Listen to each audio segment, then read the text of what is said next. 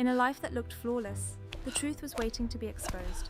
She trusted him with everything, her heart, her future, her dreams. But while she was building a life full of hope, he was hiding secrets that could destroy it all. One moment, one discovery, and everything comes crashing down. The love she believed in turns into betrayal. The future she imagined disappears. But this is not where her story ends. Because in the middle of the chaos, she finds her strength. And what was meant to break her becomes the fire that makes her rise, stronger, fearless, and impossible to defeat. The lesson? Sometimes the truth is painful, but it's also the key to your freedom. Trust your instincts, know your worth, and never be afraid to walk away from what no longer serves you. If this story touched your heart, don't forget to like, share, and support the channel. Your support is the biggest motivation for us to keep creating more meaningful stories like this. Thanks for watching. With the San Francisco tech elite as his audience, he coiled his fingers around her arm, his grip a vice. He dragged her through a minimalist glass lobby, a space that cost more than her childhood home, and pinned her against a cold marble pillar. Her head snapped back from the force. She saw stars. His mother stood a few feet away, a viper-thin smile playing on her lips. His business partner, Simone, let out a condescending chuckle before turning away, the click of her heels on the terrazzo floor sounding like a final judgment. Of the 200 influencers and investors in the room, not a single one made a move to intervene. She slumped against the pillar, the world tilting, while her husband, the man who had vowed to cherish her, to protect their future child, leaned in and hissed the poison he'd been holding back for years. You are a dead weight I've been forced to carry. You are a nobody. You came from a town with one stoplight, and you'll go back there with even less. But in that moment, a melody began to drift from the ballroom speakers, a haunting piano composition. It was the theme music for his new app. The sound caused the city's most sought-after music producer to pause mid-conversation. The old man, Elias Vance, turned his head, listening intently. A look of dawning recognition crossed his face because that melody held a secret, an artist's signature he had been hunting for years. A signature that was about to demolish the empire her husband had built on lies, the one his mother lorded over, and the one his mistress was poised to inherit. The woman he had just publicly humiliated in the middle of the $1.2 billion Apex Center was the anonymous composer the entire industry was trying to find. She was the talent, and she had almost let him convince her she wasn't. This story is a testament to a truth we often forget. Your worth is not determined by the value others assign to you in your moments of weakness. It's forged in the quiet moments when you create, when you dream, when no one else is looking. And sometimes, the person who appears most silenced is the one whose voice can bring down the house. If this story made your heart pound with a need for justice, if you felt that righteous fire, then hit subscribe this very second and turn on all notifications. You will not want to miss the fallout from this. Drop a comment and tell me what you would have done if you were Alara. Share this with a friend who needs to be reminded that their talent is their own. And if you're still listening, thank you. You are the reason we share these truths. The security cameras captured it all with chilling clarity. A pregnant woman in a simple gray dress, staggering against a pillar. A man's arm pulling back from the shove. 200 guests in cocktail attire, motionless like a gallery of indifference. And then that terrible, quiet gasp. The impact of stone against bone sent a jarring shockwave up Lara Croft's spine, and the pain in her shoulder was so sharp that black spots danced in her vision. A single drop of blood welled on her lip, a stark ruby against her pale skin. For a long second, the only sound in the cavernous lobby was the shaky gasp of her own breath. The theme music, her asterisk music, the piece she had composed for her unborn child, swelled from the speakers and wrapped around her like a shroud. It echoed under the vaulted ceilings before weaving through the crowd of onlookers. Nobody moved to help her. 200 of San Francisco's biggest names in tech and venture capital watched a pregnant woman try to steady herself. and not one of them offered a hand. In a room like this, power was the only currency, and by all appearances, Ilara was bankrupt. Her husband, Julian, stood over her, his chest rising and falling, his handsome face twisted into a mask of pure revulsion. His mother, Beatrice, stood beside him, raising her champagne flute as if to celebrate a victory. And Simone, the COO of Julian's company and the other woman in their marriage, turned her back with a soft, triumphant laugh. But what none of them saw was the legendary producer, Elias Vance, walking slowly toward the pillar. None of them saw his eyes lock onto Ilara, his expression a mix of awe and disbelief. And none of them heard him speak into his phone, his voice shaking with discovery. "Get a contract drafted. The standard artist discovery deal. I've found her. She's right here." Just 72 hours earlier, Ilara had been a different person. Not a stranger, just muted. She was someone who had been methodically quieted over 6 years of marriage until the sound of her own convictions had become a faint whisper. She woke at 6 a.m. on a Wednesday in a sterile, high-rise apartment she hated, in a bed where the other side was perfectly made because Julian hadn't bothered to come home. Again, the sheets were crisp and cold. She'd stopped being disappointed. Disappointment required hope, and Ilara had learned years ago not to hope for anything from Julian Thorne. She made tea anyway, 2 cups. 1 herbal for her, 1 black for him. She toasted 2 slices of sourdough, spreading one with the avocado he liked. 1 cup and 1 plate would sit on the counter, untouched, like they did most mornings. Later, she would give the toast to a kid who skateboarded near her building, a small gesture to soothe the familiar ache of being invisible. The apartment was spacious and empty, furnished with Julian's minimalist and uncomfortable taste. Ilara kept it spotless because Beatrice, his mother, would often show up unannounced, running a finger along the tops of door frames, searching for flaws as if conducting a military inspection. The only personal item was a stack of worn sheet music on the piano, compositions from her grandfather, a kind-eyed jazz musician. His smile in the old photos seemed to be the only source of warmth in the entire condo. Ilara would touch the cover of the top one as she passed. It was a daily ritual since her grandfather had passed away 2 years ago, taking his music and his unwavering belief in her with him. She took the bus to her rented studio because her old sedan was finally dead. The engine had seized last week, a final sputtering surrender.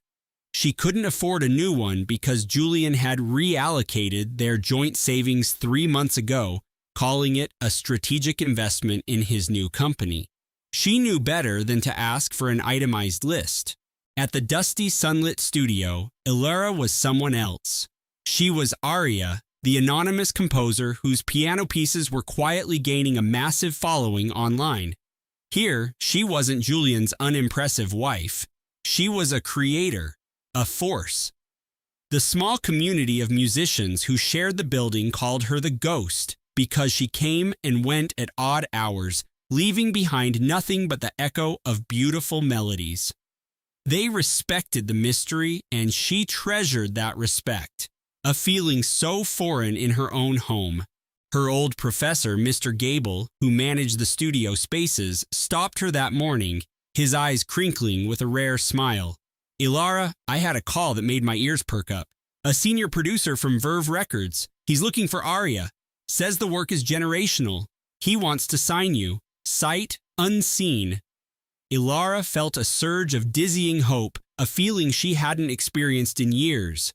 "Thank you, Mr. Gable. That's incredible." She spent the morning working on a new composition, buoyed by that fragile spark of validation. During her break, she sat on a worn stool scrolling through her phone. No messages from Julian, no missed calls. Just the dim reflection of a woman with tired eyes and a talent that was hidden away from the world. Her best friend Chloe, a firecracker of a web developer, kicked the door open, balancing 2 large bowls of pho and wearing an expression that meant business. Don't you dare tell me you're sitting in this closet staring at a dead phone, hoping Lord Fauntleroy remembers he has a wife, Chloe said, setting the bowls down. Because my shrink gave me some killer advice about emotional labor, and you're about to get the highlight reel. Chloe, I'm fine. You are not fine. You are eating protein bars for dinner because your husband liquidated your baby fund for his disruptive new platform. And I'm making air quotes so big I think I pulled a muscle. Let me be clear. When a man shows you he's a narcissist, believe him. You keep hoping he'll download the Husband 2.0 software update when the man is still running on a dial-up modem. Ilara surprised herself with a laugh, a sound that felt rusty and unfamiliar. Chloe had that effect. She was a lightning storm to Ilara's persistent fog, a friend who delivered brutal truths wrapped in enough sarcasm to make them go down easy. Chloe pushed a bowl toward her. Eat and listen. What is the definition of a failed startup? Giving all your resources to a project with zero chance of a return. You have spent 6 years providing the emotional seed money for his entire life, hoping he'll suddenly develop a conscience and a personality. He's my husband, Chloe. A husband who forgot your anniversary. A husband who calls your music a cute little hobby. A husband whose mother inspects your home for dust bunnies. Chloe leaned forward, her voice losing its edge. You are carrying his child. You deserve a co-founder in this life, Ilara, not a hostile takeover. You know I'm right. Ilara's hand instinctively went to her stomach. I know, she whispered, but the space between knowing something and acting on it felt like a canyon. Chloe watched her, her expression softening with worry. Then she said the words that would replay in Ilara's mind just a few days later, as her world was imploding. There's a big difference between being a patient partner and being the unpaid intern in your own life, sweetie, and I'm really scared you've forgotten the difference. Ilara went home that Wednesday night to find Julian in his home office on a video call with Beatrice and Simone. They were reviewing the marketing assets for the launch party, and the haunting melody she had just finished composing was playing softly in the background of their presentation. Ilara felt the cold certainty of a decision clicking into place. Ava had a way of commanding a room, her influence so potent it felt like a tangible force. She wore her online fame like a designer gown, and her laugh was a curated soundbite, perfect for a viral clip.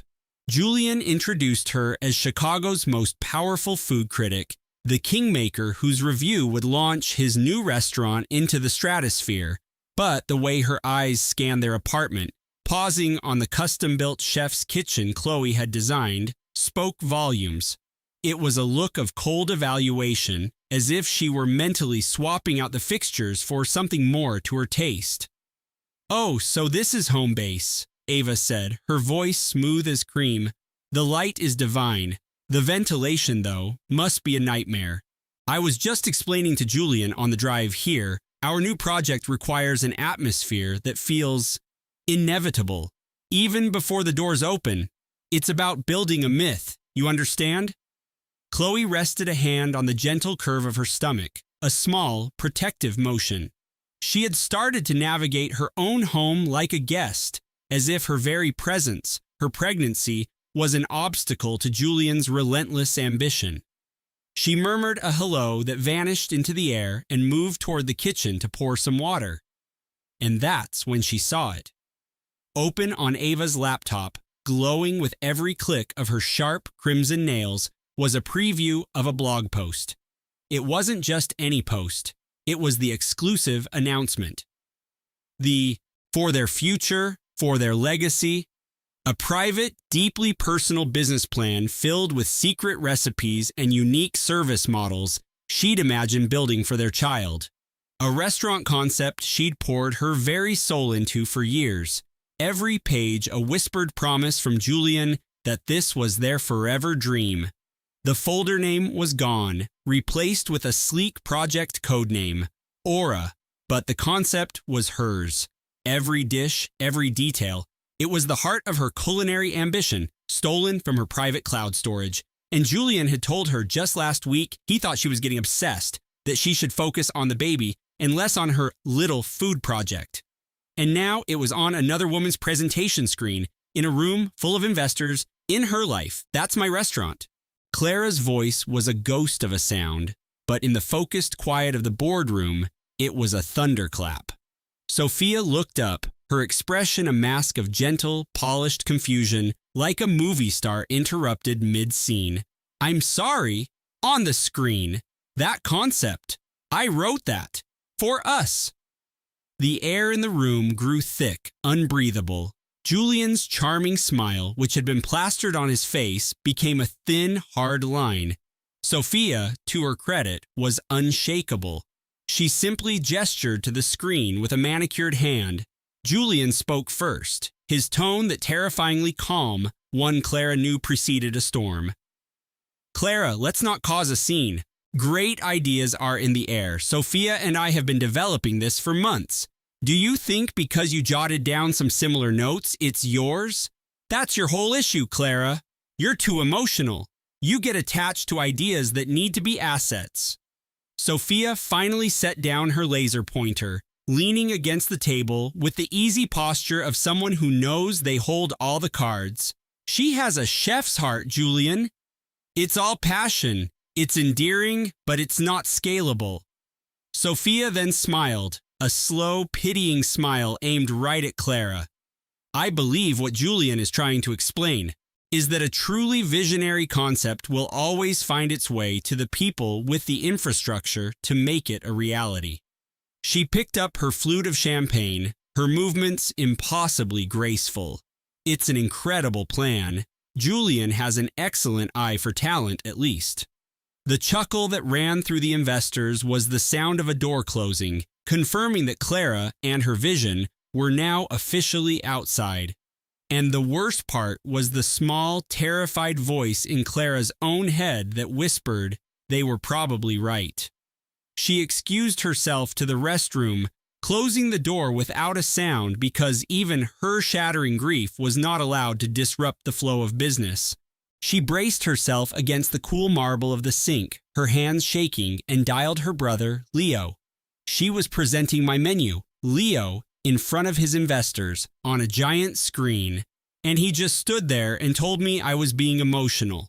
Leo was silent for exactly 2 seconds, which for him was a lifetime. Then he said, "Clara, the audacity of those two could power the entire city of Chicago. You see what this is, don't you? This isn't just him being a monster. This is grand theft. I just need to get home, Leo. That's all I can think about." "No, Clara," Leo's voice cut through her panic, sharp and clear. "There is a universe of difference between surviving this and fighting back. Surviving means you let them take your lifeboat. Fighting back means you learn to build a warship, and I need you to start drafting the blueprints." Clara ended the call, sitting in the dim, quiet lounge, hearing the muffled sound of their confident voices down the hall. She twisted the small, simple locket her grandmother had left her and wondered if she had the courage to walk out of that building and set their whole world on fire. She didn't realize it yet, but she was already holding the torch. The following day, Wednesday, dawned with a silence that felt brittle and dangerous, the kind of quiet that precedes a building's demolition. Clara woke up hollowed out, made coffee for one, and drove her car to the city's artisanal market, clinging to the one part of her life she thought was still hers, her professional relationships. Maybe today could be a reset. Maybe she could lose herself in sourcing ingredients. Maybe she could talk to her suppliers, her mentors, and figure out her next move. Maybe she could feel like a chef again. Instead, today was the day the foundation cracked for good. She had an appointment with Monsieur Dubois, a legendary cheesemaker she'd been courting for months. She waited for 20 minutes. Finally, a young apprentice she'd never met came out and informed her that Monsieur Dubois was unavailable but had left a message for her. He looked deeply apologetic. The message was that her services were no longer required. Madame, he said, avoiding her eyes, we received a call this morning from the Vance Capital Group. They've entered into an exclusive partnership for a new restaurant project. They allege you've been misrepresenting your professional capacity, and now that their firm is launching a similar venture, it puts our small operation in a compromised position. We take our partnerships very seriously. Clara felt like she'd been punched. That's a lie. He knows that's a lie. I've been building this network for 10 years. Ask anyone in this market. They know my reputation. The apprentice finally met her gaze, his eyes full of sympathy. Vance Capital is a major investor in the Chicago food scene, Madame. They made it clear that any independent dealings with you would complicate our future. I am so sorry, but we have been instructed to cease all communication, effective immediately. Who from their office called you? Clara's voice was a whisper. I need to know who is saying these things. The notice of exclusivity came from Sophia Rossi on behalf of their new joint enterprise. I am truly sorry. We cannot get involved. Clara walked out of the market in a daze, clutching her empty tote bag. She didn't even have any samples to carry. Her life's work was all about relationships and trust, and they had just systematically poisoned every well. 10 years of her career dismantled with a single phone call, small enough to be erased with one lie. In the parking lot, fighting for breath, she saw something that turned her blood to ice. A delivery van was being loaded with dozens of curated gift baskets filled with Dubois' finest cheeses. They were addressed to the city's top food critics and influencers. The attached gift tag was for the Aura tasting event, and Sophia Rossi's name was printed in sharp, confident script right at the top. She wasn't just stealing the concept. She was replacing Clara, using her contacts and colonizing her professional network. Sophia drove past Clara on her way out of the market, her car a sleek black sedan, without offering so much as a second look, and Clara finally understood. The call to the cheesemaker was precise and strategic because it was made by someone who knew exactly which relationships were most critical to her. This wasn't just Julian's passive cruelty. This was a targeted demolition of her identity, orchestrated by a woman who wanted Clara to have nothing left. No restaurant, no reputation, no way forward. Clara drove home in a stupor, her mind a chaotic storm of betrayal and disbelief. When she walked into the penthouse, Julian was on the phone, pacing in front of the massive windows overlooking Lake Michigan. He saw her, and his expression shifted into a mask of deep concern.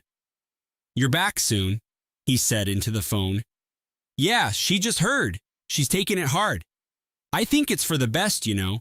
The stress isn't good for the baby."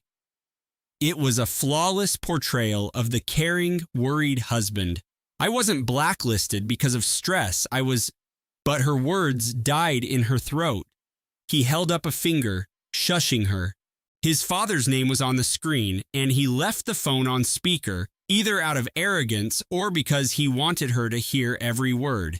His father's gruff voice filled the apartment. "I told you, Julian. Her artistic temperament was always going to be a liability. Is Sophia's team managing the public relations angle? We need to create a narrative of her being emotionally unstable. It will make things far less complicated when you file for full parental rights." Julian's gaze met Clara's, and for a split second she thought she saw a flicker of regret, but it vanished as quickly as it had appeared. "Just a few more tweaks on the Elysian model," Liam had murmured into the phone an hour ago. "Don't wait up." Amelia stood alone in the cavernous, minimalist living room he'd designed, a space that felt more like a gallery for his ego than a home for their growing family. The silence was broken only by the hum of the city lights through the floor-to-ceiling windows. She traced the sleek lines of his architectural portfolio, left carelessly on the polished concrete table. A desperate urge to feel close to him, to see the work that was stealing him from her, made her open the leather-bound case. It was a rookie move for a man as meticulous as Liam, a detail he would never normally overlook. Tucked inside a hidden flap was a slim, unmarked file folder. Amelia's hands trembled as she pulled it out. This wasn't part of the Elysian Tower project. The title on the first page read, "The Aviary." It was a set of private blueprints for a sprawling penthouse, a secret jewel at the apex of the skyscraper. And the design credit wasn't just his, it was shared with a name that made Amelia's blood run cold. Zara Vance, the lead developer on the Elysian project. She flipped through the pages. It wasn't just a design, it was a roadmap to a new life. Financial statements revealed a shadow company, and a string of wire transfers showed how funds were being moved from a trust account. Her trust account. The inheritance her grandmother had left her, which Liam had so helpfully offered to manage. They were systematically draining her legacy to build their private nest in the sky. Memos detailed how the withdrawals were disguised as capital investments in his firm, a blatant fiction she had been too trusting to ever question. The final page was a printout of a text exchange from that very afternoon. Zara, the final transfer goes through after the Elysian launch party Friday. Once the board confirms your partnership, our little bird will have officially feathered our nest. Liam's reply was a single chilling sentence. She won't suspect a thing. She's too busy picking out colors for the nursery. The portfolio slipped from Amelia's numb fingers, clattering against the concrete floor. Her first impulse was to shatter every piece of glass in the apartment, to call Liam and unleash a hurricane of rage. But then a cold, sharp clarity cut through the fury. Amelia was a gallery curator. Her entire life was about staging, about controlling a narrative, and revealing a truth at the moment of maximum impact.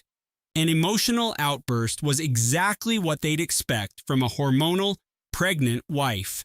A public, professional dismantling, however, that was a masterpiece in the making. With steady hands, she picked up the folder, photographed every single page with her phone, and slid it back into the portfolio's hidden flap, leaving no trace of her discovery. The tears wouldn't come. Instead, she started to design. Thursday dawned cold and gray, the Chicago wind whipping rain against the windows. 24 hours until the Elysian Tower launch party, and Amelia hadn't slept. She had spent the night in a brutalist armchair of Liam's choosing, constructing her counteroffensive in her mind, feeling for the first time in months like the curator of her own life, not just a fragile exhibit in his. Liam had come in sometime after 2, smelling of expensive whiskey and a sharp, floral perfume that wasn't hers. He hadn't even noticed her sitting in the dark. He only ever saw her when she was part of his perfect composition. Her best friend Maya arrived at 10 a.m. with a bag of prenatal teas and the fierce protective energy of a journalist who had never trusted Liam. "Okay," Amelia said, opening the door before Maya could speak. "I need your professional help, but first, you have to promise me you will not commit a felony until I say so." Maya's perfectly arched eyebrows shot up. "Amelia, did you just make a dark joke? Tell me you finally have the proof. Tell me you're ready to burn him to the ground." "Oh, it's so much better than that," Amelia said, a real smile touching her lips for the first time in weeks. "I found their playbook. He and Zara Vance. They're building a love nest with my grandmother's trust fund." She explained everything, the hidden folder, the siphoned money, the text about the nursery. Maya, the seasoned reporter, placed her tea on the counter with the quiet intensity of someone who just got the story of a lifetime. Zara Vance, the heiress to Vance Development? Ames, this isn't just infidelity. This is wire fraud tied to one of the biggest real estate firms in the city. "I'm going to ruin him," Maya hissed. "No," Amelia countered, her voice calm.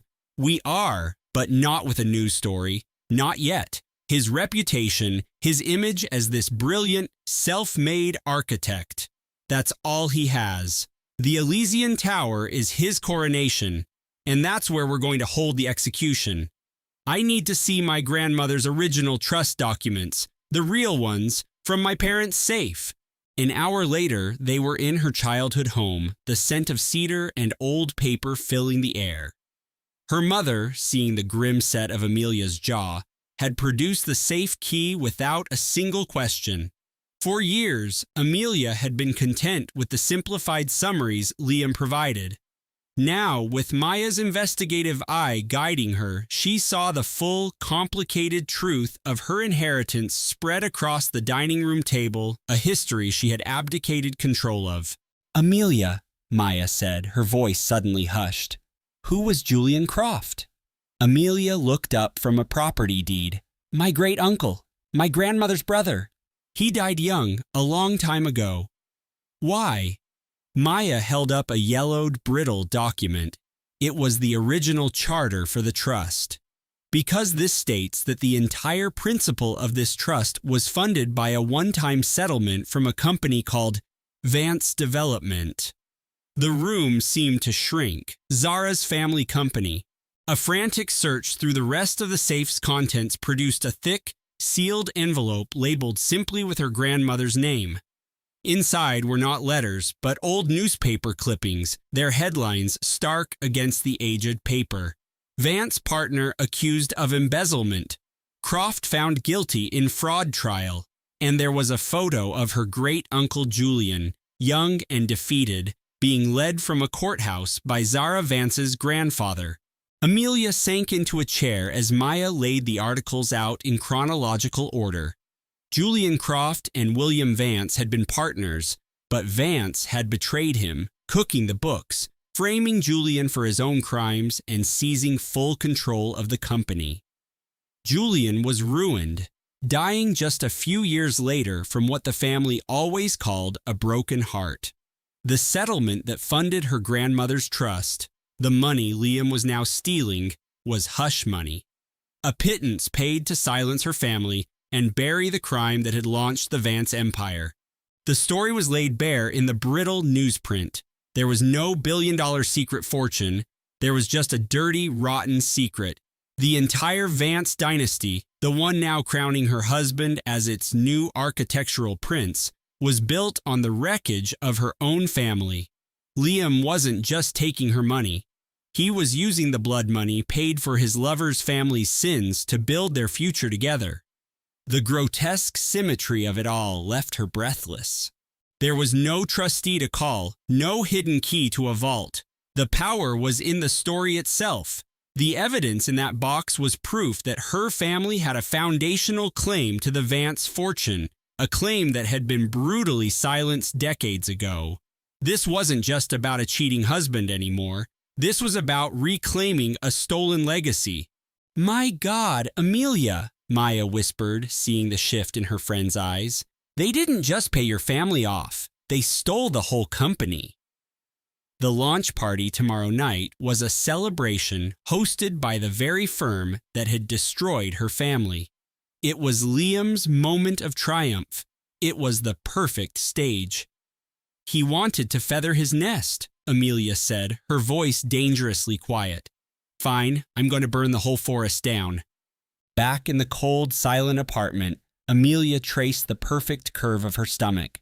The profound loneliness that had haunted her for months was gone, replaced by a glacial calm.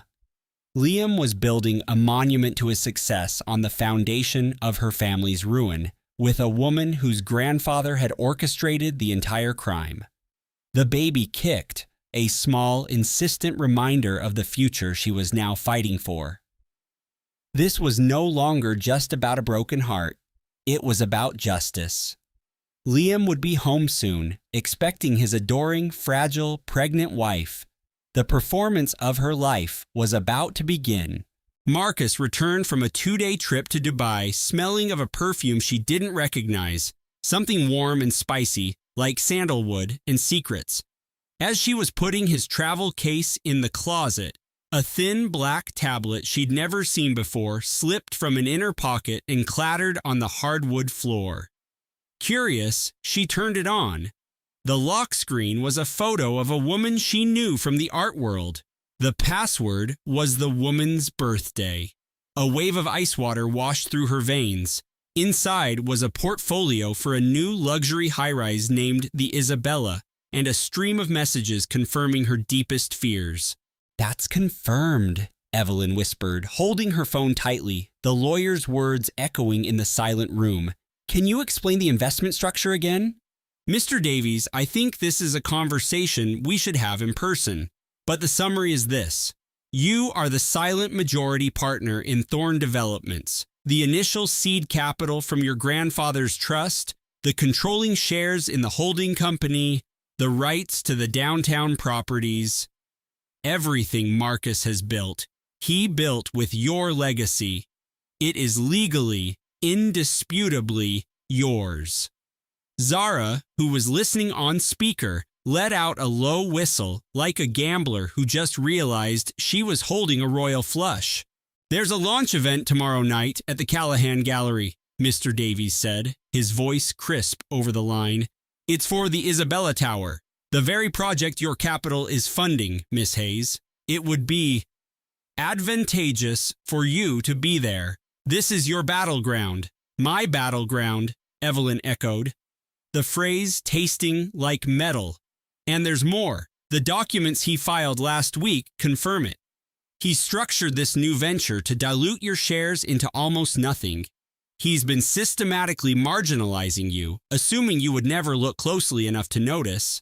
He used your name to build his empire, then tried to erase it." Evelyn squeezed her eyes shut. All those conversations about her stepping back from her curating career, the suggestions that his real estate ventures needed her full, undivided support from home. They weren't born of partnership. They were a strategy, a carefully executed campaign of emotional and professional isolation. "Mr. Davies, there is something you need to understand," Evelyn said, her voice like ice. "My husband has absolutely no idea that I know any of this. Zara is the only other person in the world who knows." Mr. Davies was quiet for a beat. "Excellent," he said. "Then tomorrow evening is going to be quite theatrical. I will have associates present." After hanging up, Evelyn and Zara sat on the plush rug of Zara's Upper East Side apartment, surrounded by financial statements and legal briefs. Zara finally voiced the thought hanging in the air. "So your husband, who for 2 years has made you feel like a decorative accessory while you are carrying his heir, is planning to launch a $500 million tower named after his mistress, built with your money, while simultaneously trying to steal your 40% stake in his entire company. And tomorrow, you're both attending the launch, and he thinks you're just there to smile and applaud?" Evelyn gave a single sharp nod. "My God," Zara said, shaking her head. "The audacity of that man could power a small country. But yours, Ev, yours, could reboot a dead star." For the first time in years, Evelyn felt a flicker of her old self. Not joy, but a cold, hard clarity. The feeling lasted less than a day.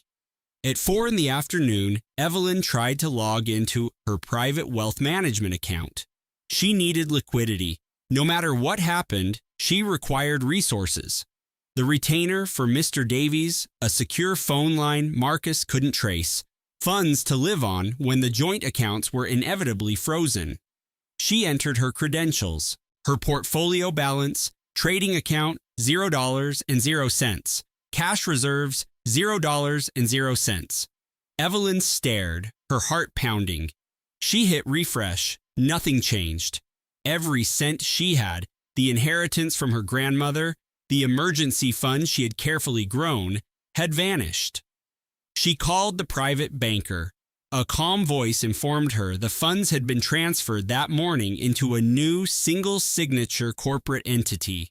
The transfer was authorized by Marcus Thorne, the primary account holder. Evelyn disconnected and immediately called Marcus. He picked up on the third ring, his tone impatient. "What?" he said. "I'm busy."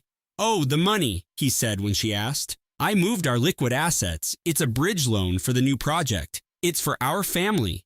You should be thrilled." "I can't even buy groceries, Marcus. I have nothing. Well, I suggest you don't do anything to jeopardize our family's future at the party tomorrow night. He hung up. Evelyn stood in her sunlit bedroom, the phone in her hand, feeling like a block of ice. 24 hours ago, she'd discovered she was the financial backbone of a real estate empire. 4 hours ago, she had felt invincible, and now she couldn't even pay for an Uber. She called Zara and explained. Zara's reply was a string of creative and blistering insults aimed at Marcus, which ended with, "You're staying here tonight. Don't you dare argue with me. I have a case of very expensive champagne and a limitless supply of fury, and you are welcome to all of it."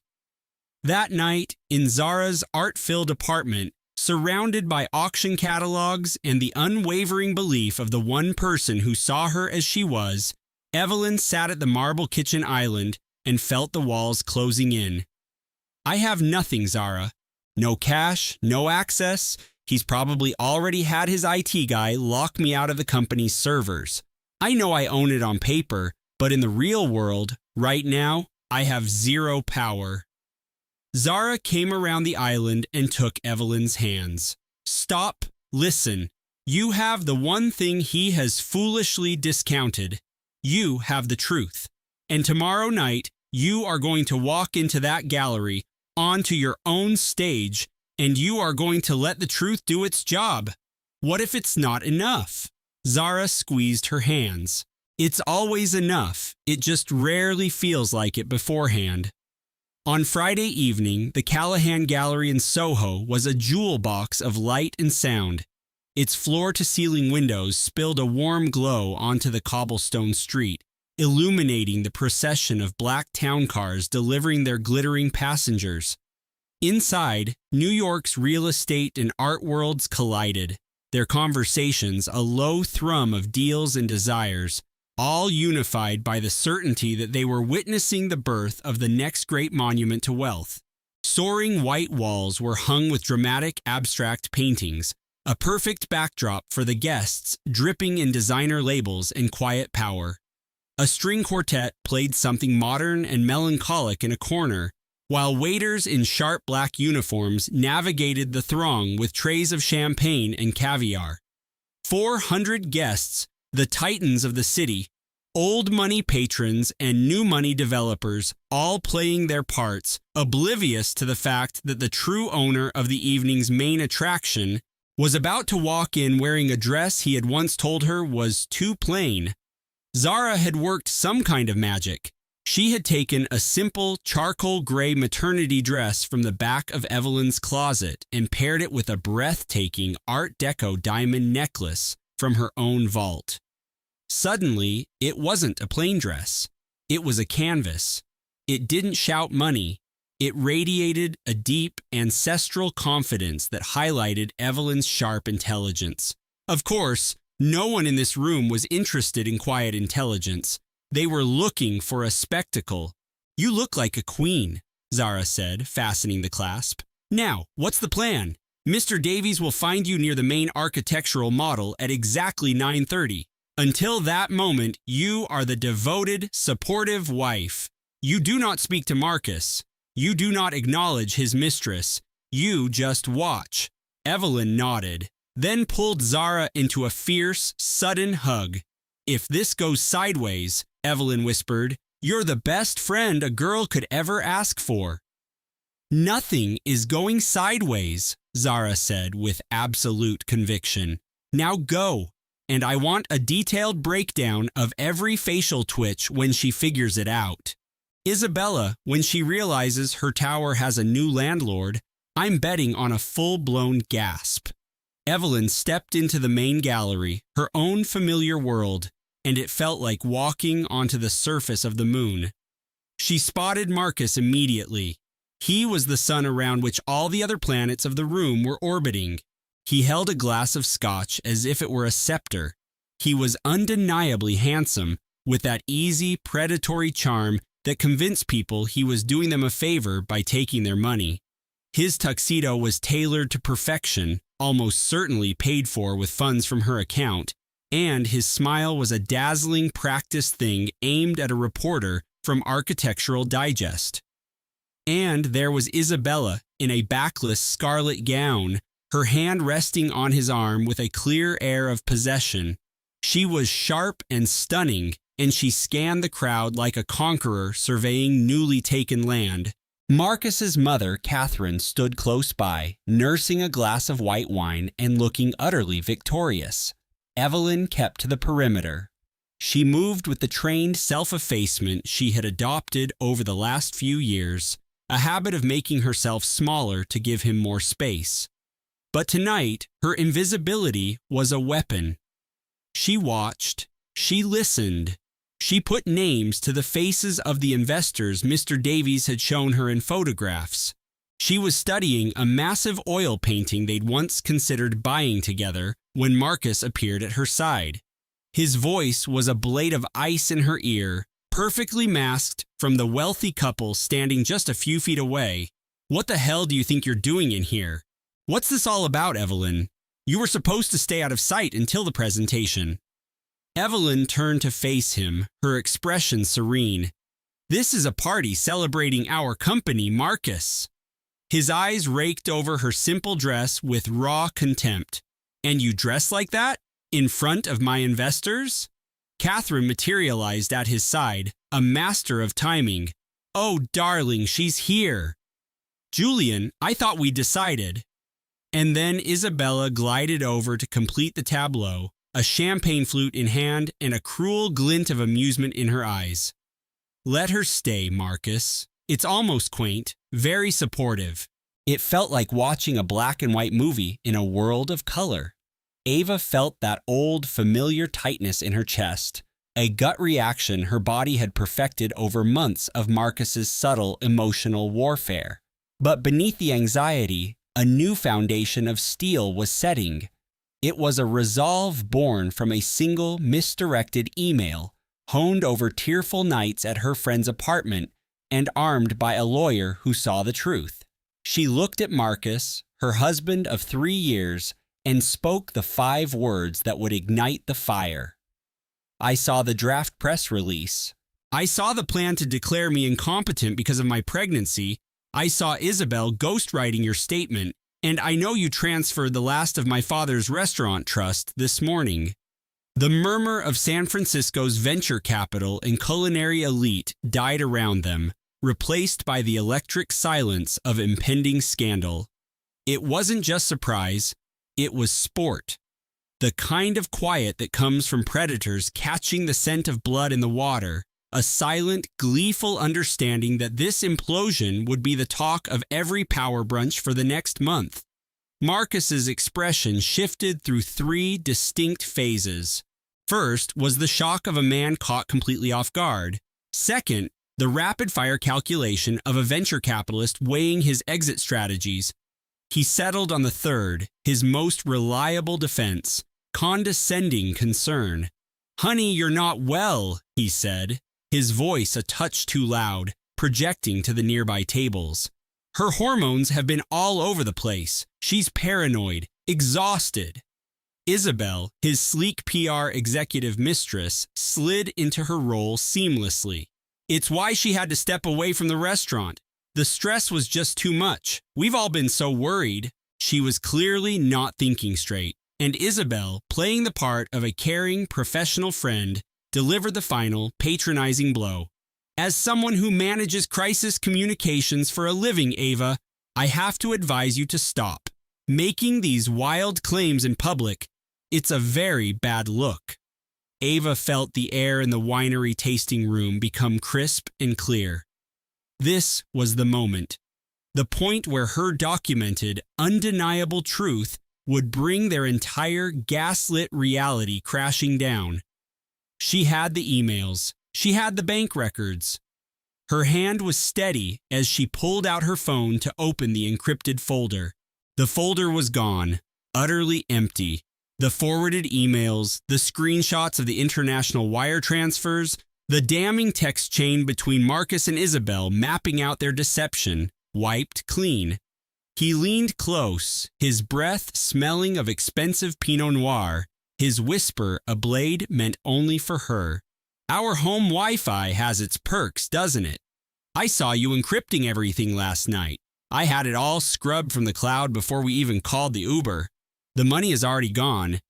He straightened up, his face reforming into a mask of loving patience for their audience. "Sweetheart," he crooned, his voice rich with feigned sympathy. "Let's get you home. You need to rest, for the baby."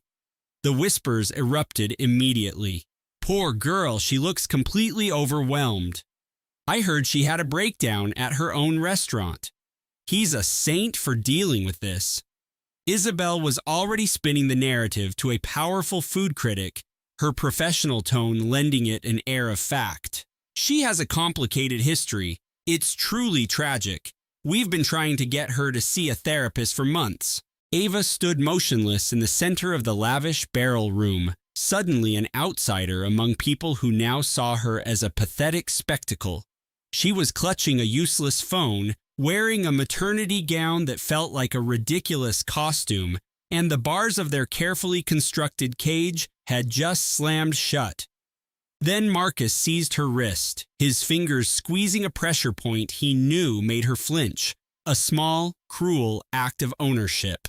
"I told you to be a good girl," he hissed, the charming husband persona vaporized now that victory was his. "My apologies, everyone," he announced, starting to pull her toward the exit. "My wife is just having a difficult time. The pregnancy has been hard on her, and we're exploring all our options for care." "Let go of me," Ava said, her voice low and shaky as she tried to pull her wrist free. "Don't you dare touch me. You see?" He appealed to the onlookers, his face a perfect picture of a long-suffering man. "This is what I'm up against. This anger, this instability. I just don't know what to do anymore." Isabel appeared at his side, her expression a clinical, pitying frown. "She grew up in the foster system, you know. No real foundation. We always worried something like this might happen." From across the room, with the perfect projection of a seasoned media professional, Isabel hammered the final nail into her coffin. "It's a textbook trauma response, actually. A profound fear of abandonment can create these intricate, persecutory fantasies. The medical journals are full of cases like hers." Ava frantically scanned the room. 100 faces stared back, a mixture of morbid fascination, awkward pity, and the smug relief of watching someone else's life detonate. Not one person met her eyes with a shred of belief.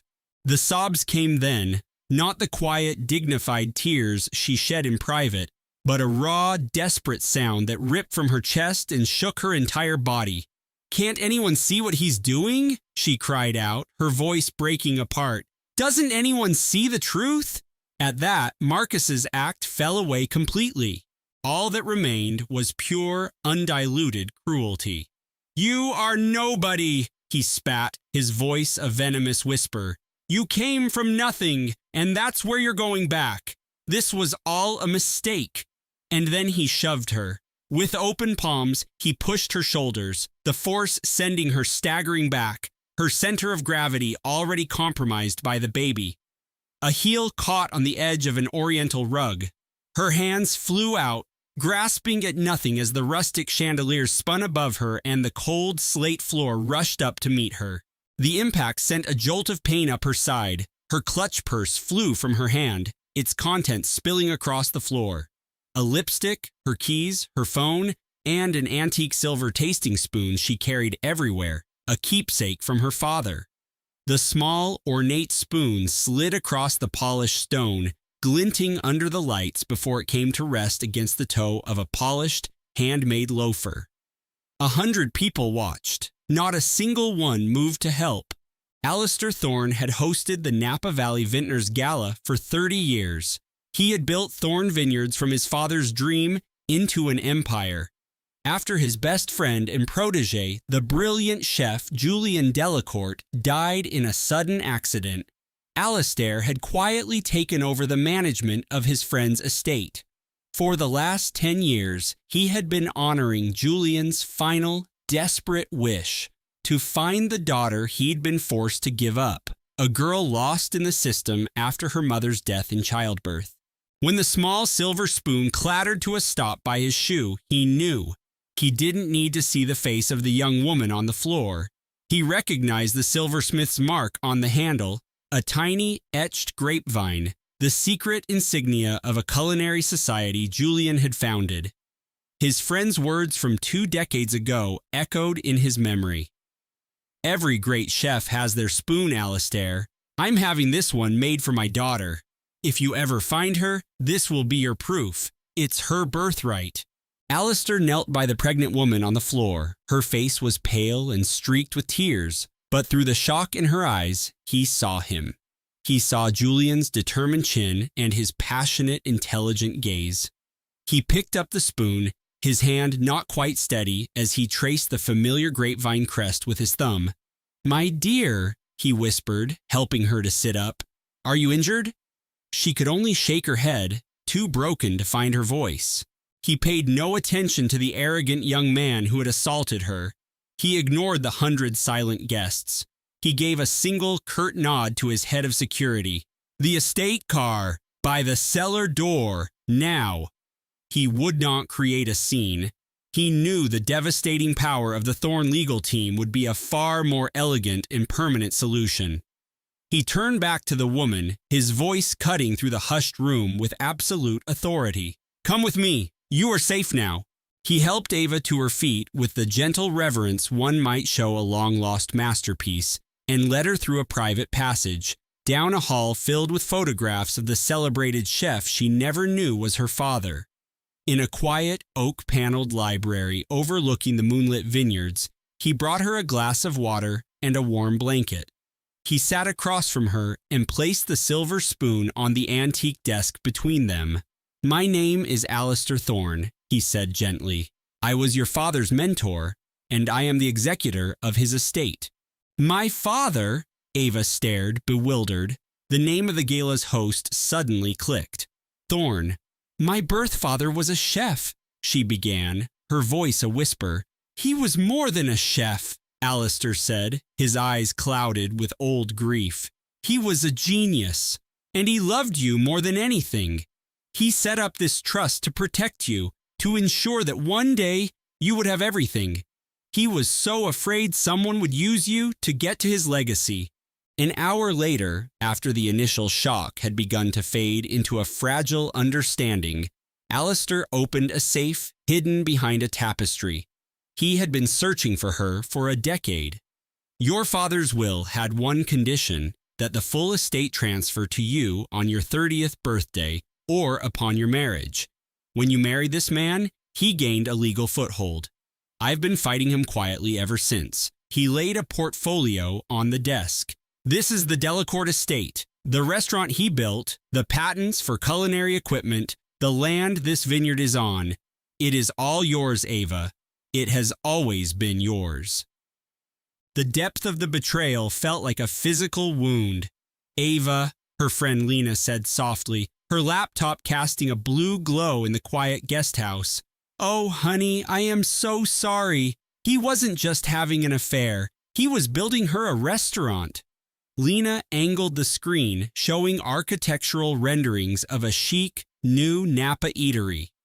But woven into the presentation were photos of Marcus and Isabel on the proposed building site, laughing and toasting with champagne.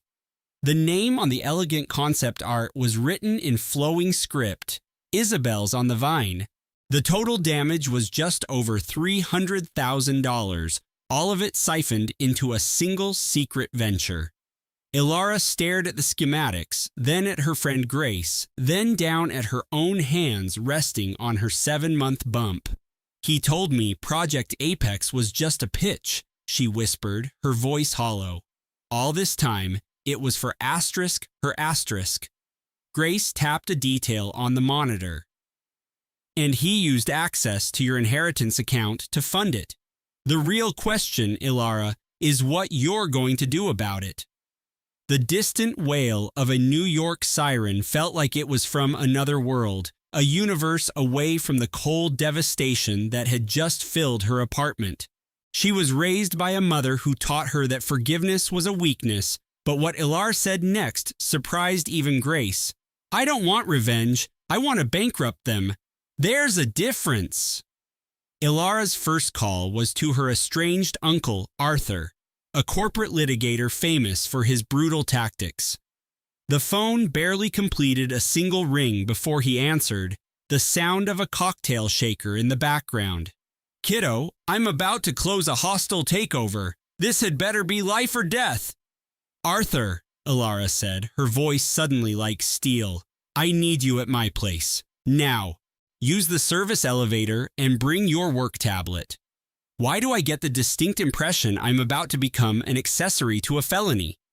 "Because you are," Ilara replied. "And Arthur, bring a bottle of that single malt you hide from your wife." While she waited, Ilara laid out 3 objectives for Grace, each one as precise as a line drawn in drafting software. First, Sasha's development firm is launching the Apex Tower tonight. She'll try to spin this as me being a crazy, jealous wife. Can we shut her down? Grace's expression shifted into one of grim satisfaction. "Are you serious? With these original design files bearing your digital signature from 6 years ago, plus proof he stole company resources and the fraudulent wire transfers, we can get an emergency injunction for intellectual property theft and halt the entire gala. Second, Ethan drained your inheritance to pay for it. Can we prove the seed money was exclusively yours?" Grace nodded sharply. "The transfers are all digitally fingerprinted. He moved the funds without your authorization. That's not just a betrayal, Ilara. It's federal wire fraud." Third, the architectural firm he works for. If Sasha promised him a future partnership in her company in exchange for my intellectual property, is that a problem for him? Grace almost laughed. "It's a career-ending problem. It's a massive breach of his fiduciary duty and professional ethics. It's grounds for having his license to practice architecture permanently revoked." Ilara met her gaze, her eyes clear and cold. "Then this is exactly what we're going to do." She didn't fire off a single furious message. She didn't cause a scene at his firm. She understood that true power didn't need an audience. She had Arthur discreetly make contact with 3 key individuals who would be at the launch gala. The first was the managing partner of Ethan's firm, a powerhouse architect named Elizabeth Croft, who was nursing a gin and tonic at the VIP bar. Arthur approached her with professional calm and presented a tablet displaying irrefutable proof that her star architect was a fraud who had embezzled marital assets and stolen the very design they were celebrating. Elizabeth's face shifted from disbelief to a cold, controlled rage that promised severe consequences. The second was Ben Carter, the chief investor in Sasha's new tower. Arthur informed him with the same quiet intensity that the project's core design was stolen intellectual property and that a criminal investigation was about to freeze every asset connected to the launch. Ben's glass of scotch stopped an inch from his lips, hanging there in suspended animation. The third was a Pulitzer-winning architecture critic, Isabel Vance, who was known for eviscerating industry corruption. Arthur simply handed her a card with a secure link to a file containing the designs, the financial records, and the damning proof of professional misconduct. While these quiet, devastating conversations unfolded on the fringes of the party, Ethan and Sasha were holding court in the center of the penthouse. They had no inkling that the foundation of their world was being systematically demolished around them. They were far too busy accepting congratulations, basking in the warm glow of what they were certain was their greatest achievement. Then the first cracks appeared. Ben Carter approached Ethan, his face looking as if he'd just been told his entire portfolio had been wiped out. "Ethan," he began, his voice dangerously low, "I just had a very illuminating chat.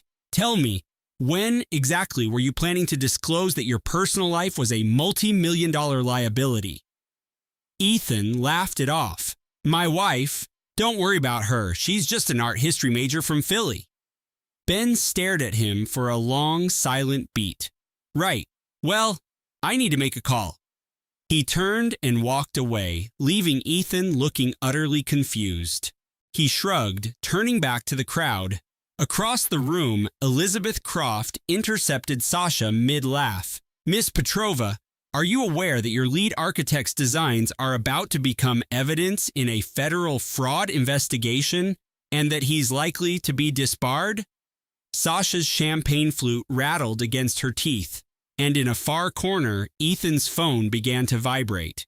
He answered, and all the color drained from his face as the head of his firm's legal department delivered a short, brutal message that ended with the words, "Your access has been revoked, effective immediately." The trap snapped shut on both of them at once, from different angles, for different reasons, and neither could comprehend why. They looked at each other from opposite ends of the sprawling penthouse, their faces masks of dawning horror, like two animals who suddenly smell smoke but can't see the fire. Then the private elevator doors slid open, and a man neither of them had anticipated stepped out. Dominic Russo was in his late 50s, wore a suit that cost more than a car, and had the dead, emotionless eyes of a man who saw the world as a series of assets to be acquired. He was a predator in New York real estate, which was a nice way of saying he specialized in hostile takeovers of vulnerable companies. He had been trying to force a buyout of Ethan's firm for over a year. He had eyes and ears at the party, naturally. A man like Russo never moved without intelligence. When his people informed him that the firm's golden boy was caught in a career-ending scandal, he moved with the lethal speed of a shark that had been circling for months, waiting for blood in the water. He found Ilara in a secluded library downstairs, entered without knocking, sat down without an invitation, and delivered a single blow that threatened to turn her entire strategy to dust. "Mrs. Hayes," he said, his smile all teeth. The woman scorned. "I've been waiting for a moment like this. Your husband's employment contract contains a standard morals clause. If his conduct brings the firm into disrepute, all intellectual property he developed reverts exclusively to the company." Ilara's blood ran cold, the professional misconduct complaint. Russo's smile widened. "It's ironic, isn't it? By the time the markets open, my lawyers will have an order seizing control of all of Ethan's project designs. I'm acquiring the firm at a fire sale price, and then I will complete this tower and sell it for a fortune." He stood, smoothed his lapels, and walked out. The room was deathly quiet. Ilara looked at Arthur. Arthur looked at Grace. And for one heart-stopping second, the intricate justice they had architected collapsed like a skyscraper in an earthquake. Then Ilara spoke, her voice eerily calm. "That morals clause, who has the sole authority to invoke it?" "The managing partner," Arthur said, his eyes suddenly coming back into focus. "Elizabeth Croft. Is she still upstairs?" Grace's fingers flew across her tablet. "Yes, she is." "Then we're going to go have a word with her." Ilara strode toward the elevator, not for the service entrance this time, but for the main penthouse doors. The same doors she was supposed to enter as Ethan's adoring wife. But she wasn't just a wife anymore. She was done being invisible. She was done apologizing for her own ambition. She was Ilara Hayes. And she was walking into a boardroom negotiation disguised as a party. She went straight to Elizabeth Croft, who was standing by the massive windows overlooking the city, holding a glass of ice water with the look of a woman who had already made 3 impossible decisions tonight and was ready to make a 4th. "Miss Croft," Ilara said, her voice carrying the quiet confidence of someone with nothing left to lose. "My name is Ilara Hayes. In approximately 5 minutes, a bad faith claim on my husband's contract, filed by Dominic Russo, is going to be used to steal this entire project from both of us." Elizabeth assessed her from over the rim of her glass. "And why should I believe a word you say?" "Because Grace here, a leading cybersecurity analyst, can verify my husband's criminal IP theft. Because my uncle, Arthur Vance, head of corporate litigation at his firm, can provide the legal framework to protect you. And because if you look across this room at the man who used our life savings to build a monument for his mistress, you will see the key to voiding his contract and stopping Dominic Russo from swallowing your company whole. You will see him whispering with the woman who tried to ruin my career. The gallery owner glanced across the crowded floor. Julian was indeed smiling, though the expression looked cemented onto his face. Sasha, a notoriously sharp art critic, stood beside him, her gaze flicking towards the exits. Veronica, a wealthy patron, was on her third glass of Prosecco, her fingers trembling slightly. "Show me everything Miss Sterling said." They moved into her private office. Arthur spread the files across the glass desk. Leo, the head of security, queued up the footage on a large monitor, showing Julian's meticulously forged sketches next to Alara's dated original design files.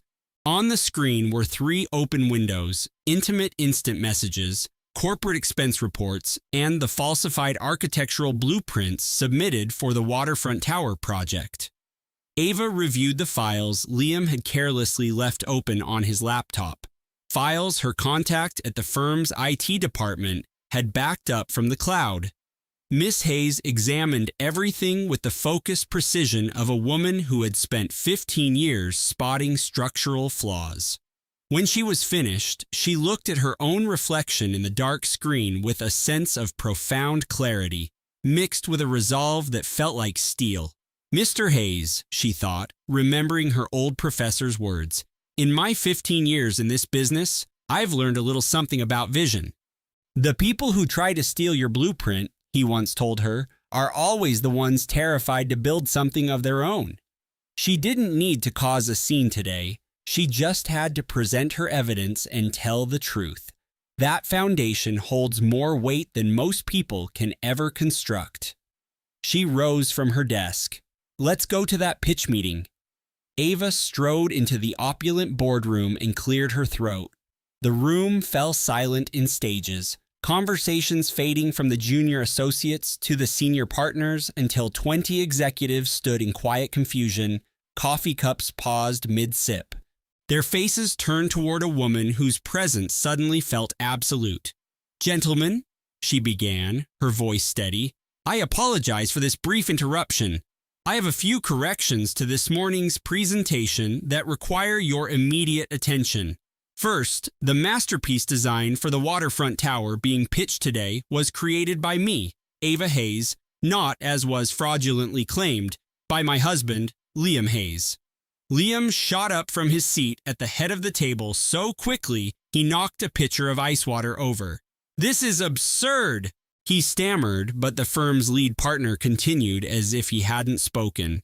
"Second," Ava said, her gaze shifting to a younger woman near the back, "the professional sabotage and rumors levied against my independent work have been traced back to a coordinated campaign of slander led by Miss Chloe Jensen.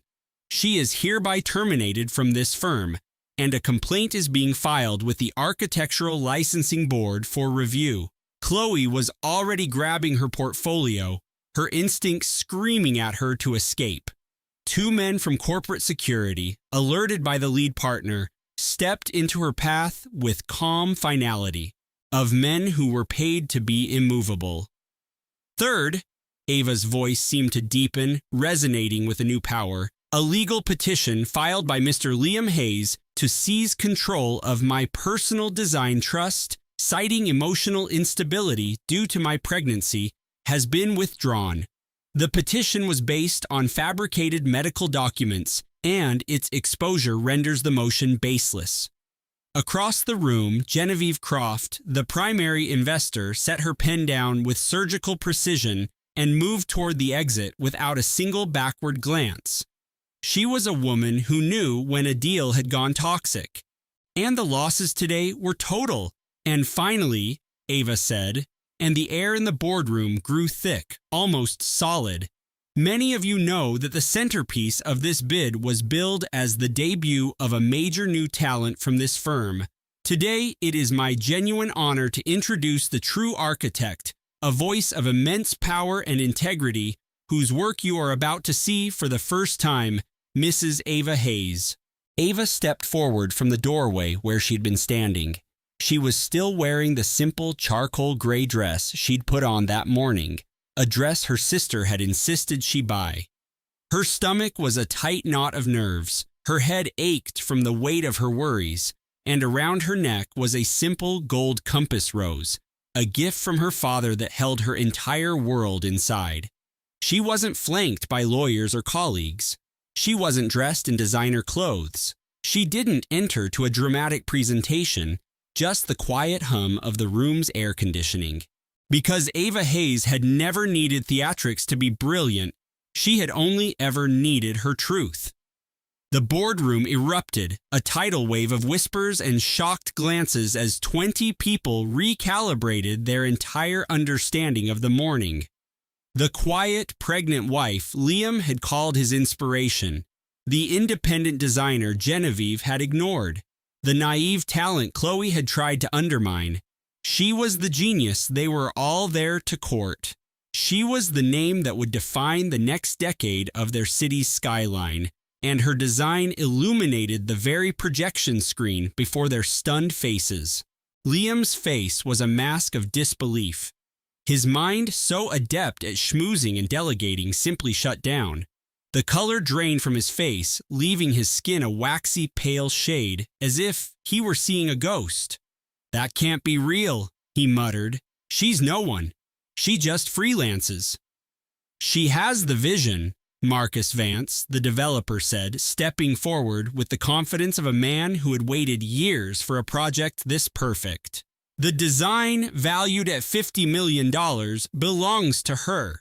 The design trust that funds your entire lifestyle, Augie, belongs to her. This entire concept, her blueprint, her work, her name, it all belongs to Mrs. Ava Hayes, and it always did." Genevieve Croft's phone slipped from her hand and shattered on the polished marble floor, the sound echoing sharp and final, like a judge's gavel. Ava looked at Liam, the man who had told her she was merely tinkering, the man who had stolen her concepts, undermined her confidence, and tried to claim her life's work as his own. She looked at him with an emotion that wasn't rage, and it wasn't victory. It was focus. The sharp, clean focus of an architect finally seeing a flawed structure for exactly what it is. "You tried to steal the designs for our home, Liam," she said, her voice soft but carrying across the silent room. "And the worst part isn't that you thought you could get away with it. The worst part is that you thought my dream, my soul, was just another asset for you to leverage." She turned to Genevieve, who had frozen by the door, gripping its handle as if it were a life raft in a storm. "You called my initial concepts uninspired, derivative, a woman's hobby, but I have always been this architect. Genevieve, the only thing that changed today is you found out my work is worth a lot of money, and the fact that a price tag is what it takes for you to recognize value tells me everything I need to know about your judgment." Genevieve's mouth opened, but no sound emerged. For the first time in her life, the woman whose opinion could fund or kill a skyscraper had absolutely nothing to say. Ava looked at Chloe last, the junior architect who had methodically tried to discredit her, who had shared her husband's bed, who had tried to erase her from the industry. "To make room for your career, you wanted the partnership you thought he had?" Ava said. "You stood by him as he tried to silence me because you thought he was the future, the next big thing. But he creates nothing. He never has. And now, neither will you." From the side of the room, a voice boomed with the pure, uncut joy of a colleague who could no longer contain it. "Yes, girl," Sarah yelled, standing up from her seat at the table. "The absolute audacity of these frauds could power the whole city of San Francisco." A few people chuckled, not because it was hilarious, but because the unbearable tension in the room had to escape somehow, and Sarah's defiance was the release valve. Security escorted Liam and Chloe from the boardroom. Liam sputtered, trying to argue, trying to claim creative collaboration. citing conversations he'd fabricated and influence he'd never had. Genevieve cried quiet, furious tears that impressed no one. Chloe said nothing. She walked out with her head held high, her career in ashes, knowing that every choice she had made for the past 3 years had led directly to this moment of absolute public and private ruin. The boardroom was still after they were gone. 20 people stood in their designer suits, holding their half-empty coffee mugs, and felt a profound and uncomfortable weight settling in their chests, a feeling that tasted a lot like complicity. Because every single one of them had heard the dismissive rumors and believed the quiet slander, and not one of them had bothered to look at the work and judge for themselves. Ava let them feel it. She did not excuse them. She didn't make a speech about second chances or the spirit of design. She just stood at the head of the boardroom in her simple gray dress and said the one thing she wanted to say. The presentation will now begin. All proceeds from my design fee will go to a trust for my daughter and to fund a grant for women in architecture, in memory of my father, who taught me that true value is something you build, not something you own. The applause that came next was layered. It was shame and wonder and relief, and the deep, abiding respect people feel. When they have witnessed something authentic, they know they will be talking about for the rest of their lives. 6 months later, Ava stood in a sun-drenched San Francisco studio, placing a gentle hand on the bassinet where her daughter slept. The fog had burned off an hour ago, and sunlight streamed through the massive bay windows, making dust motes dance in the air. Her new project, a soaring community art center of glass and reclaimed redwood, stood half-finished on her monitor. The gold compass rose hung around her neck, catching the light as she began to work, connecting her to a past that had made her and a future she was building herself. She opened a new encrypted folder. She remembered her professor's voice. Start building your own case. She began methodically documenting everything, every preliminary sketch with a digital timestamp, every email exchange with Liam about their dream home, every saved note. She laid a hand on her stomach, a silent vow passing between mother and child. They thought she was fragile. They thought she was a victim. They were about to learn that true strength isn't about what you own, it's about what you're willing to fight for. And she was fighting for more than a design now. She was fighting for her child. With trembling fingers, she searched for the vintage watch dealer online. Their Instagram account was a curated gallery of rare timepieces. She scrolled back 3 days and her heart stopped. There it was, clasped around a slender, elegant wrist, the rose gold gleaming under soft light. The caption gushed, "A very special piece for the one and only Sophia Rossi, wishing you all the success in the world on your new venture." Sophia Rossi, the brilliant, ruthless hospitality consultant from Julian's circle, the woman he had jokingly called his secret weapon. The wave of sickness that washed over her had nothing to do with her pregnancy. That night, she didn't prepare their usual late dinner. She waited for him in the living room, the city lights shimmering behind her like a million uncaring stars. She let him spin his web of lies about investor calls and strategy sessions.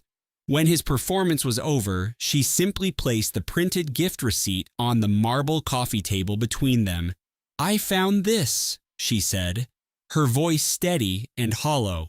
"For an incredible future. How right you were." He staggered through a pathetic series of lies. It was a professional courtesy, he claimed, a token of appreciation for a key partner.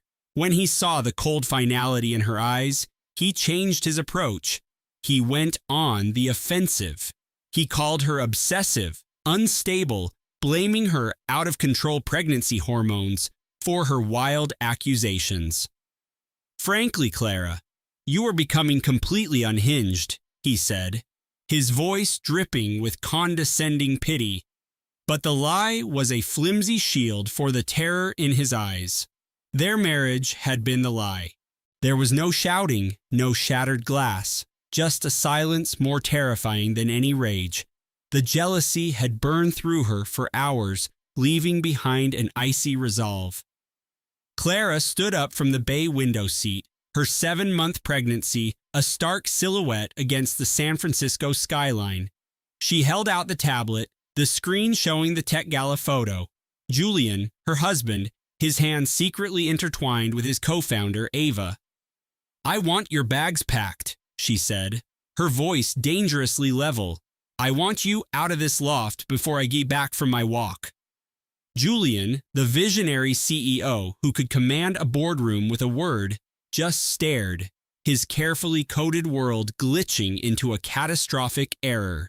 After the heavy front door clicked, the sprawling loft felt cavernous, the quiet amplifying her racing thoughts. The image of Julian and Ava, lauded as a power partnership in the article, was seared into her mind. The jealousy was a physical ache. She was pregnant, abandoned for a woman who shared his ambition and his life in a way she never could. Then a sudden, sharp kick from within her belly broke the spell. It was a fierce, undeniable presence. In that instant, the consuming envy for his other life evaporated, replaced by a primal surge of protection. Her world was no longer defined by being a partner in his success. It was about becoming the anchor for the tiny life that depended entirely on her. 5 months later, a baby girl named Olivia, with Clara's calm gaze and Julian's stubborn cowlick, slept soundly in her bassinet. The glittering lights of the city across the bay were now just a pretty nightlight for a universe that had shrunk to the size of this room. When news alerts buzzed about Julian and Ava's startup being acquired for a fortune, she felt nothing. The bitter jealousy was a distant memory, a story about someone else. Her own life had been stripped down to its most beautiful, essential component, just the two of them, building a new world together. This story is a deliberate creation, shaped by our writers to explore the powerful transition from betrayal to self-reclamation. Every piece of the narrative was chosen to create a story that doesn't simply entertain, but connects with the authentic, often painful, journey of the human heart.